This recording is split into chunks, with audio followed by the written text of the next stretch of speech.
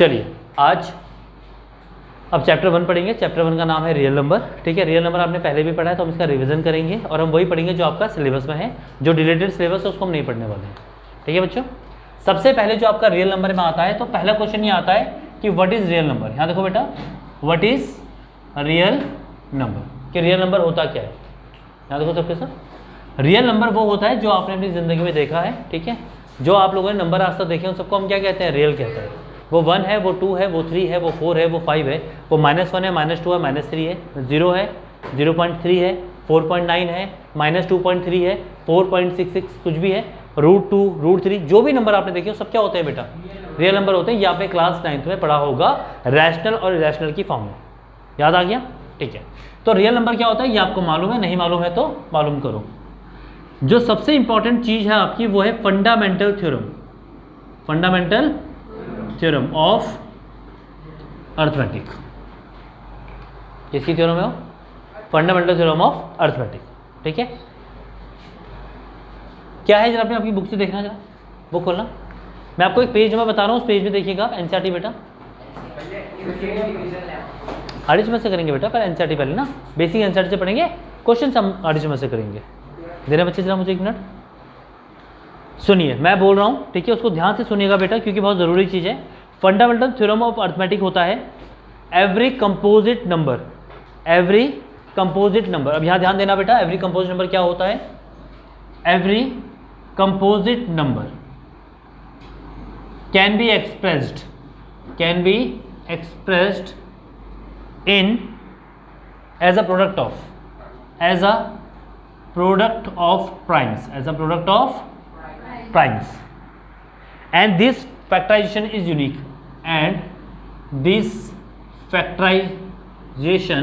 is unique, ये लिखा हुआ है साफ साफ वहां पे। ठीक है, अपार्ट फ्रॉम द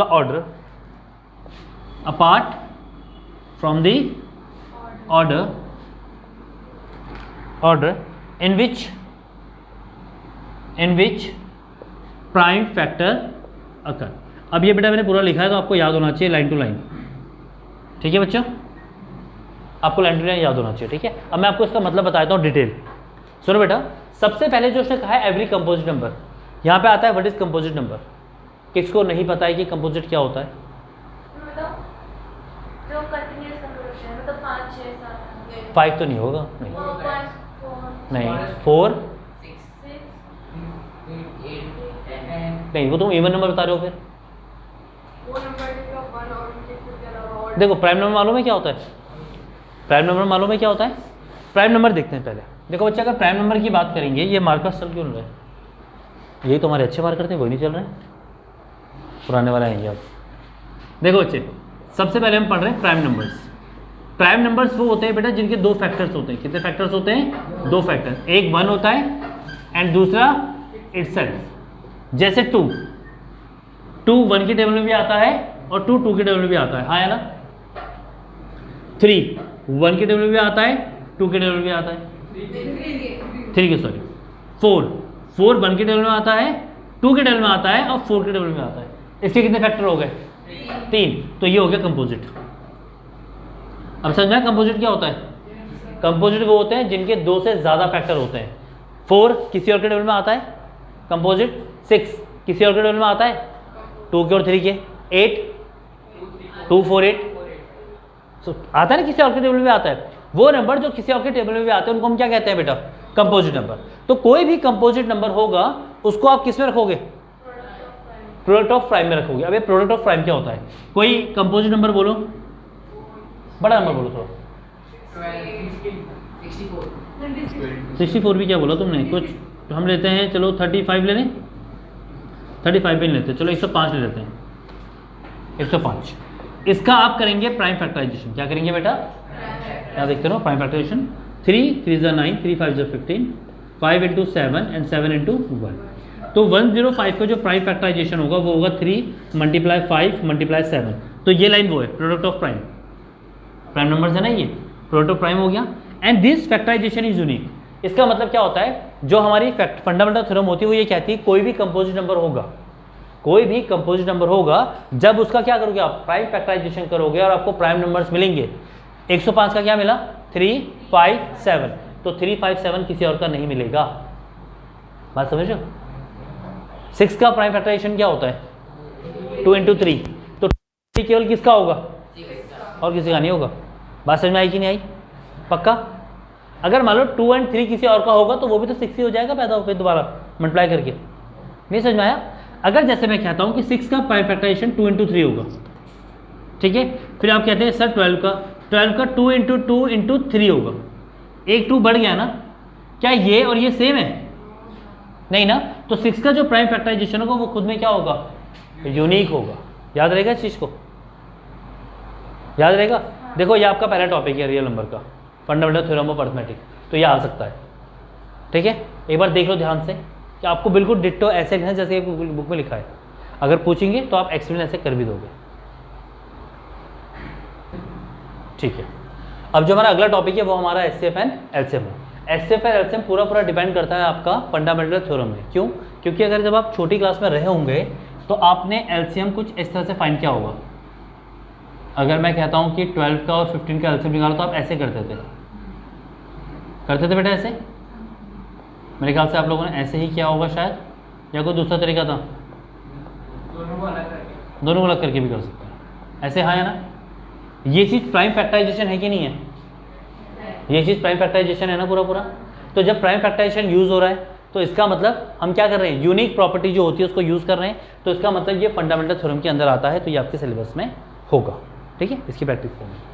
मुझे बताओ तुम में से सबको आता है मतलब एचसीएफ एलसीएम निकालना? कोई दिक्कत तो नहीं है एचसीएफ एलसीएम में? मैं डायरेक्ट क्वेश्चन करवाना स्टार्ट कर दूँ? ठीक है, अच्छा। एचसीएफ एलसीएम के बाद जो नया टॉपिक आप पे आता है वो आता है आपका relation between HCF LCM and product of numbers. अब ध्यान देना मेरी एक बात पे, कोई नहीं। यहाँ देखो बेटा, मान लेते हैं लेट कि आपके पास दो नंबर है ए एंड बी, ठीक है, उनका जो एचसीएफ है वो आपका एच है। एचसीएफ कौन है बेटा? एच। और जो आपका एलसीएम है वो एलसीएम क्या आ गया इनका? एल। तो एचसीएफ और एलसीएम को मल्टीप्लाई करके जो आएगा वो इन दो नंबर को मल्टीप्लाई करके भी आएगा। और ब्राइटनेस की जरूरत नहीं है, बस फोकस करते अपना बढ़ जाएगा। ठीक है, अब तो हम क्या कर रहे थे, हमने आपको बताया जो रिलेशनशिप होती है, रिलेशन क्या होती है? HCF multiply LCM is equal to A multiply B. अब इसका एग्जांपल मैं आपको दे रहा हूँ और रिलेशन प्रूफ करके दिखा रहा हूँ। ठीक है, एग्जांपल लेते हैं। मान लीजिए if you have two numbers और दो नंबर्स हमने कौन कौन ले लिए? 12 और 15। ठीक है, आपको प्रूफ करना है relation between HCF LCM and product. समझ में आ रही है क्या बोलना चाह रहा हूँ मैं आपको? जो रिलेशन हमने लिखी है मैं उसको आपको प्रूफ करना बता रहा हूँ। ठीक है, ध्यान दीजिएगा। सबसे पहले हम क्या निकालते हैं? एचसीएफ। क्या निकालते हैं बेटा?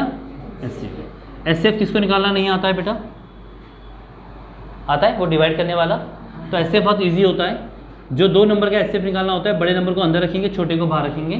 12 मल्टीप्लाई 1 इज 12, 3 बचेगा। अब 12 3 को डिवाइड तो नहीं कर सकता है, तो 12 क्या बन जाएगा इसके अंदर आके? डिविडेंड। 3 multiply 4 is 12। तो यहाँ से लास्ट टाइम डिवाइड किससे किया था आपने? 3 से। जो लास्ट में डिवाइड होता है उसको क्या कहते हैं हम? एचसीएफ। एलसीएम बेटा, एलसीएम तो हम ये निकाल रहे थे ना साथ में, ऐसे निकालते हैं एलसीएम। कितना आएगा? 2 इंटू 2 4, 4 इंटू 2 8, 8 इंटू 3। ओ यहाँ पे गलती हो गई बेटा, एक ये 6 होता है। बेवकूफ़ो, यस सर। क्या बदनाम कर रहे हो मुझे ऑनलाइन? 2 इंटू 6 12 होता है। 2 मल्टीप्लाई 3 एंड 15, देन 3, देन 5। ये समझ में आ गया? ठीक है, तो 2 into 2 is 4, 4 into 3 is 12, 12 into 5 is 60।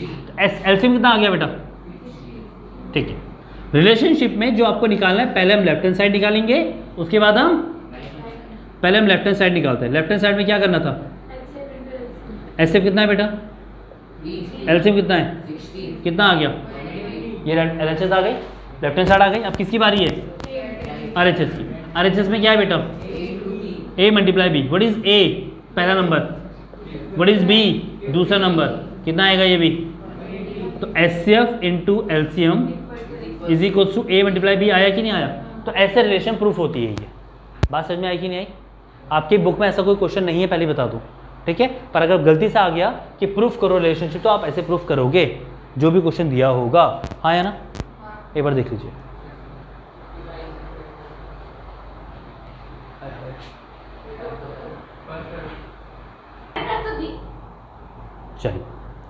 चलिए ठीक है। यहाँ देखिए बेटा, अब आप आइए पेज नंबर 11 पे, आपके एनसीईआरटी में एक्सरसाइज 1.2 है, उसका पहला क्वेश्चन आप पढ़ लीजिए बेटा। उसका पहला क्वेश्चन आप पढ़ेंगे तो उसमें है express each number as a product of its prime factors. मेरे ख्याल से क्वेश्चन कर लोगे आप। जैसे आपको पहला क्वेश्चन क्या दिया है, 140 दिया है, तो 140 के प्राइम फैक्टराइजेशन निकाल लोगे ना, पहले 2 से आता है करना, है ना, कर लोगे मेरे ख्याल से। सेकंड क्वेश्चन देखिए, find HCF and LCM of the following pair of integer and verify that the LCM and HCF product of 2 number. अच्छा, ये क्वेश्चन हमने अभी किया था, वो मैंने गलती से बोलते तुम्हारे बुक में क्वेश्चन नहीं होगा पर है, ठीक है। तो क्वेश्चन नंबर 2 कर लोगे, भी करवाए थे थोड़ी देर पहले कि करवाना है दोबारा।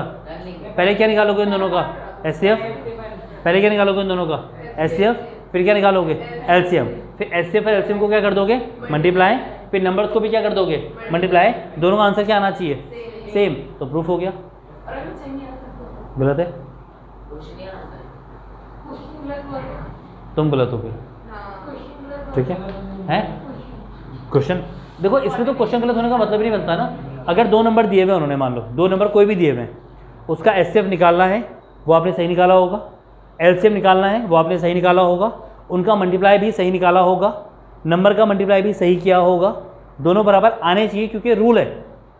नहीं आया तो वो तुमने गलत किया, मतलब समझ में आ गया। तो इसमें क्वेश्चन गलत होने का मतलब नहीं बैठता, ठीक है। आगे बढ़िए, क्वेश्चन नंबर 3 देखिए बेटा, find the HCF and LCM of the following integer by applying the prime factorization. अब सुनिए बेटा, मैं ये क्वेश्चन करवा रहा हूँ क्योंकि इसमें प्राइम फैक्टराइजेशन यूज हो रहा है, ठीक है। आप लोग भूल गए होंगे, पहला क्वेश्चन है, इसमें 3 नंबर है, 12, 15 और 31। आप 21 है, चलो 21। 12 का प्राइम फैक्टराइजेशन करना आता है, आता है 2 इंटू 2 इंटू 3। 15 का आता है 3 इंटू 5। 21 का आता है, यहाँ पे देखो। अब हम निकालते हैं सबसे पहले HCF। क्या निकालते हैं बेटा, प्राइम फैक्टराइजेशन के केस में वैसे तो HCF डिवाइड करके भी निकलता है, पर उसने क्वेश्चन में क्या बोला हुआ है प्राइम फैक्टराइजेशन। HCF क्या होता है, HCF वो नंबर होता है जो तीनों में कॉमन होता है, जो तीनों में क्या होता है कॉमन होता है। तीनों में कौन कॉमन है, तीनों में 3 कॉमन है, देख रहे हैं आप लोग। HCF 3 हो गया, बात खत्म, जो तीनों में कॉमन होगा। समझ में आ गया बेटा, क्या बेटा, हाँ वही हाईएस्ट कॉमन फैक्टर, तभी तो हम इसका। अगर मान लो आपको क्या निकालना होगा LCM।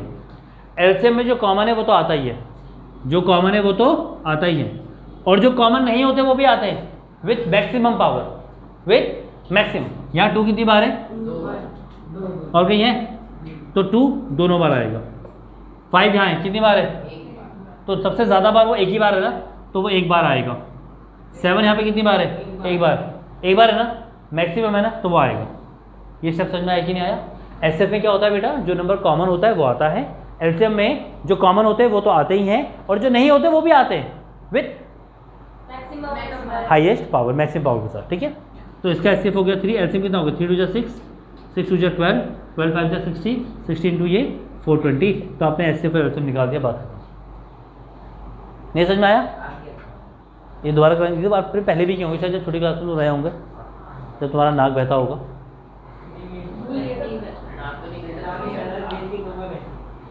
ठीक है, क्वेश्चन नंबर 4 देखिए, मैं क्वेश्चन नंबर 4 करवा रहा हूँ, दर्शक देना बेटा मुझे।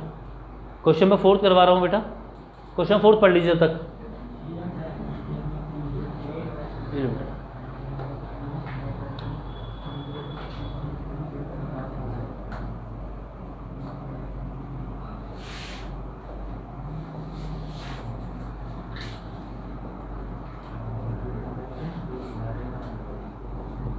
यहाँ देखिए बेटा, आपको 4th क्वेश्चन में बोला है कि if given that HCF of, देखो HCF के साथ जो नंबर ब्रैकेट में दिए हुए ना बेटा, ये वो नंबर से जिनका HCF 9 आया होगा। समझ में आ गया, ये वो नंबर है जिनका HCF 9 आया होगा, और इन्हीं नंबर का आपने क्या निकालना है बेटा LCM। आपने कहा भैया हमको एक चीज़ आपने बताई है थोड़ी देर पहले, HCF into LCM is equals to product of numbers, याद आया? अच्छा HCF कितना है? एलसीएम पता नहीं है। प्रोडक्ट ऑफ नंबर्स, नंबर तो ये दोनों है ना, इन दोनों का मल्टीप्लाई, ये समझ में आया कि नहीं आया बेटा? 9 कहाँ चला जाएगा इसके? एलसीएम क्या आ जाएगा? 306 इंटू 3657 ओवर 9। कट्टा पट्टी आपको करनी आती है, करो और क्या निकल जाएगा फिर इसका? एलसीएम। कोई दिक्कत तो नहीं? समझ में आया कि नहीं आया बेटा? समझ में आ गया? पक्का? अब